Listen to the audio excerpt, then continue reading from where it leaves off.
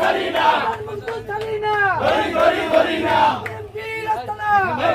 হবে না বিএনপির আস্তানা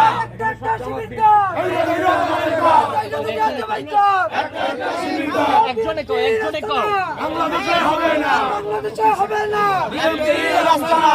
এখানে এখানে আজকে আজকে নামাজের পরে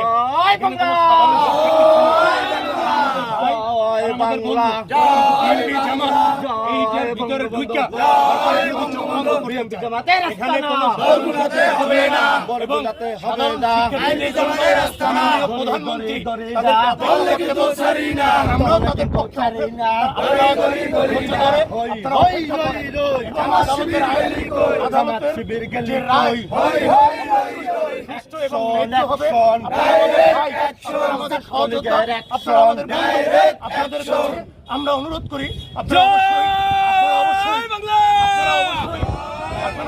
ধৈর্য ধরবেন, কারণ এই দেশের প্রধানমন্ত্রী সমাজের মাননীয় প্রধানমন্ত্রী তিনি গতকালকে জাতির উদ্দেশ্যে তিনি বক্তব্য ভাষণ দিয়েছেন এবং তিনি সুস্পষ্ট বলেছেন যে সাধারণ ছাত্ররা তারা এই দেশের সম্পদ, তাদের নেতা এই দেশের সম্পদ।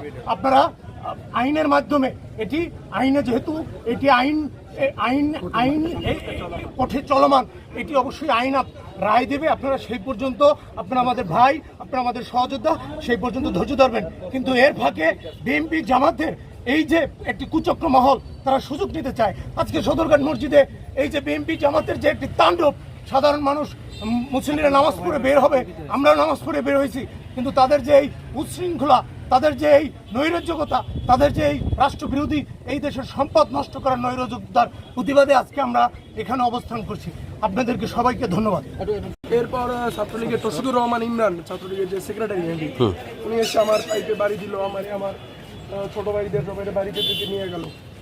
বুঝলাম না এটা কেমন নিয়ম হলো, রুলস কিরকম, রুলস ল কি রুল বলে এটা?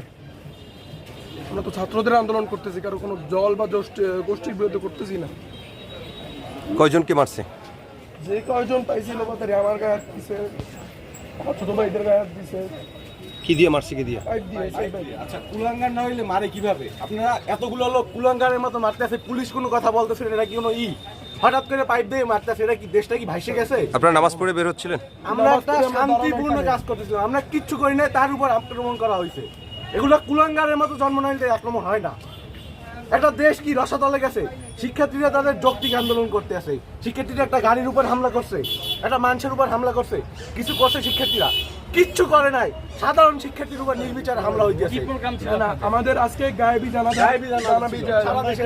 আমি এখানে দাঁড়ানো হঠাৎ করে সেই তৌসিকুর রহমান ইমরান, ছাত্রলীগের সভাপতি সেক্রেটারি তারা হামলা চালায়, সেই আমার একটা পাইপ দিয়ে বাড়ি দিল। ভাই ওদের কি ভাই নাই?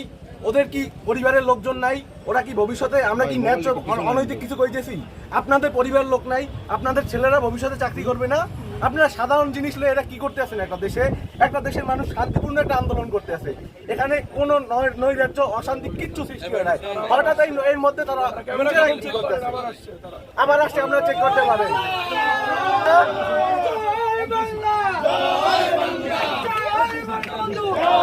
আপনাদের ছিল এবং আমরা দেখলাম যে এখানে একটি ধাওয়া পাল্টা দেওয়ার একটি ঘটনা ঘটেছে, আসলে এটি কিভাবে ব্যাখ্যা করবেন? দেখেন, এখানে আমরা সকাল থেকেই কিন্তু বরগুনার মানুষের জানমালের নিরাপত্তার জন্য আমরা বরগুনা ছাত্রলীগ কিন্তু রাজপথে ছিলাম, আপনারা অবগত আছেন।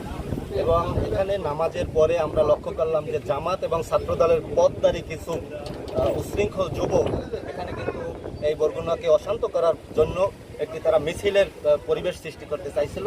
সেখানে সাধারণ ছাত্ররা আমাদের কোনো কোঠা আন্দোলনের নামে যে সকল সহিংসতা এই বরগুনাতে কিন্তু কোনো নেই, এবং আমরা কিন্তু সবাই সুশৃঙ্খলভাবে এই বরগুনায় বসবাস করি, আপনারা জানেন। সেহেতু এখানে কোনো ধরনের অরাজকতা যাতে তৈরি না হয়, কোনো ধরনের বিশৃঙ্খলা যাতে তৈরি না হয়, সেজন্য তাদেরকে এখান থেকে সরিয়ে দেওয়া হয়েছে। এই এত দূরই এখানে হয়েছে, আপনারা দেখেছেন। ভাই আর কারো কিছু? ধন্যবাদ।